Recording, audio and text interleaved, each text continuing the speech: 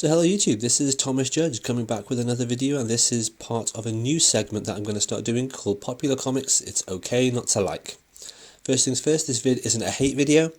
It's not about having clickbait or trying to do anything like that. It's about staying positive, but also it's about providing some content which I haven't seen anywhere else and that I think is important to have somewhere. The reason behind this video and what's going to be a series of videos is due to a lot of podcasts and YouTube shows that I've seen about comics that are always going on about classic comics and essential comics. You've seen the videos, it's, what are the top 10 comics everyone should own, or what are the 10 most essential comics to read, or the 10 most important comics in your collection, those sorts of things. And always the same names come up again and again and again. And I can completely see why, and loads of them are completely validated and they're very important comics to have read. But at the same time, I'm increasingly concerned that this sort of echo chamber effect is causing a lot of peer pressure in the comic book community, and is actually now causing people to be deterred when it comes to getting into comics, because it's kind of a high bar for entry. To explain what I mean, if you're new to comics and you get a comic which everyone's been telling you is amazing and is just incredible and everyone should have a copy and everyone should read it and everyone should love it, and you read it and it turns out you don't actually like it very much, that can be quite daunting. It can give you the impression that comics aren't for you and it can put you off. And what I want to do with this video is not just offer a different viewpoint, I want to try to account for that viewpoint.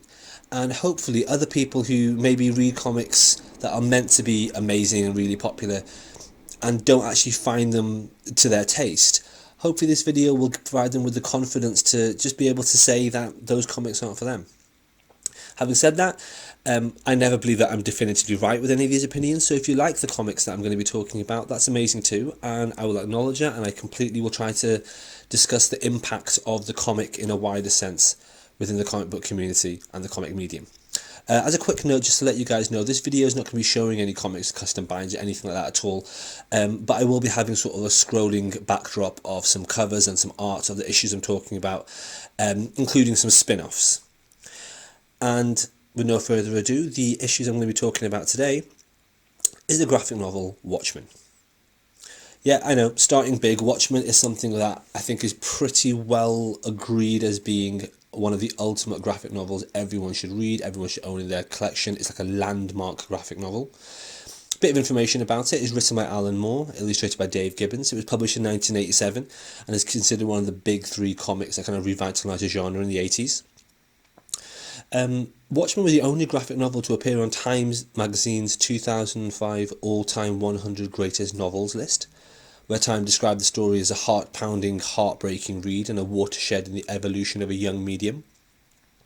It later appeared on Time's 2009 top 10 graphic novels list, and in 2008 Entertainment Weekly placed Watchmen at number 13 on its list of the best 50 novels printed in the last 25 years, describing it as the greatest superhero story ever told, and proof that comics are capable of smart, emotionally resonant narratives worthy of the label literature. And that is my first major issue with Watchmen. Watchmen, almost more than any other comic which is overhyped, has led to kind of a culture of pretension and literary grandiosity about comics, which I think is really counterproductive. Let's pull that apart and look at some of the comments that are made about it. It's considered to be one of the greatest novels. It's considered to be worthy of the label literature. It enters on lists of top 50 novels, top 100 novels. Important point here, and I'll come back to this in several other videos, I'm sure. Watchmen isn't a graphic novel. A graphic novel is, by definition, a comic that is produced in a single burst in its entirety by an author and by an artist. So for example, if you look at the DC Earth 1 range, Superman, Batman, Green Lantern, that sort of stuff, those are graphic novels. If you look at comics by Marvel that are labelled as OGNs, or original graphic novels, so things like Avengers Endless Wartime or Avengers Rage of Ultron and things like that, those are graphic novels because they're singular events. They come out as one single thing. What Watchmen is a trade paperback, and there's nothing wrong with being a trade paperback. Loads of comics on the shelves are trade paperbacks and trade paperback collections. What that means is it actually came out in single issues, in floppies that was available in the comic shop, and then combined in a collection, and that's absolutely fine. Watchmen is often described as having been published in 1987, but actually, no, it was published in 1986 and 1987 in 12 individual issues that were then collected as a trade paperback. So why is it called a graphic novel? Well, the term graphic novel is something that was popularised in the 80s, back when comics like Watchmen appeared, back when comics like The Dark Knight Returns and Mouse and things like that appeared, and all of a sudden comics started getting some literary weight.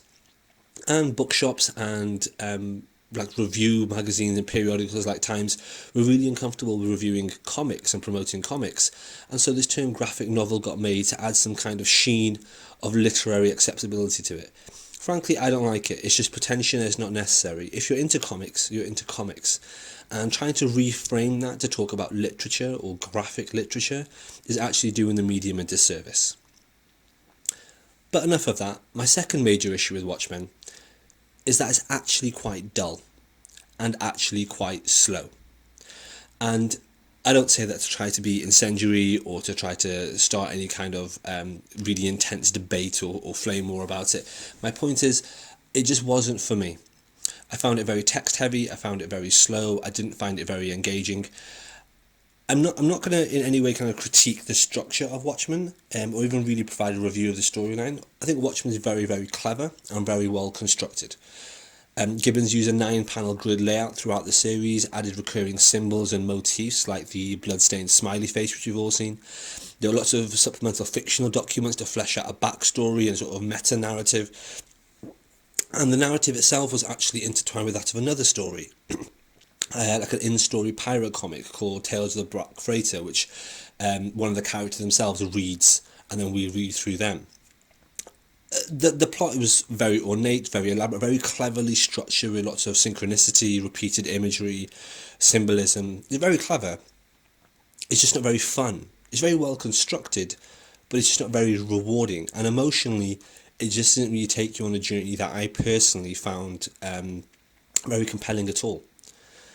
As a result, I personally felt the 2009 film was better, and I know that film, directed by Zack Snyder, is much, much maligned.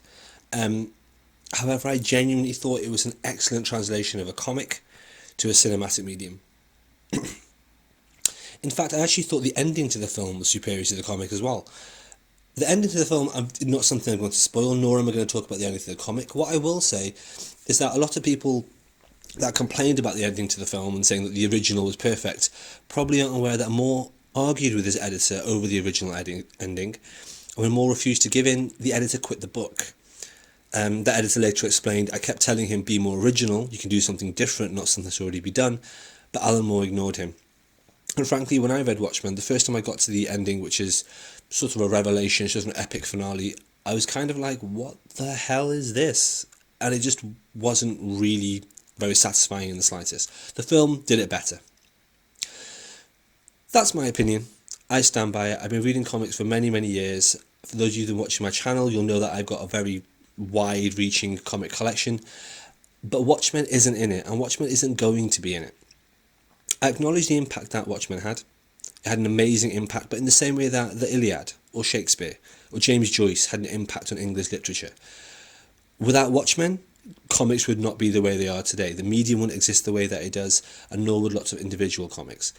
But just because Shakespeare was influential doesn't mean that I want it on my shelf. Just because James Joyce made an incredibly intelligent, well-structured novel in Ulysses doesn't mean that I'm going to enjoy reading it.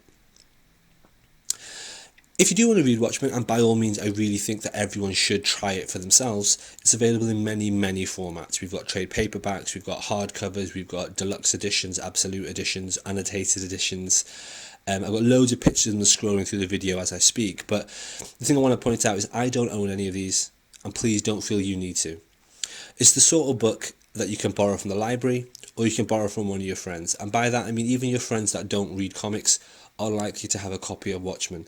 And that, in a way, harks back to my earlier point. It's the sort of thing that people like to have in their bookshelves so they can talk about the literary pretension to it and all the sort of allusions to trying something different or trying something new, where really it's kind of wrapping up very literary ideas in a medium that isn't re-delivering the way that it thinks it should or the way it wants to.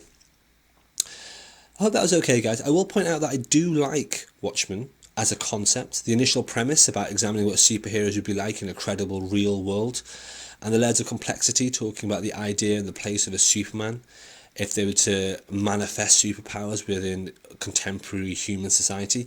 I find those ideas absolutely fascinating, and the No Gods or Kings project that supports this channel is all about that.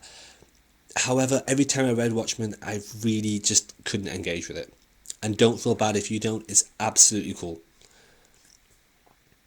Well, that is the end of the video, guys. Like I say, this is Thomas Judge. If you do want to support the channel, please check out my episodic novel on Amazon, No Gods or Kings. Each episode costs less than $1 and is about 200 pages.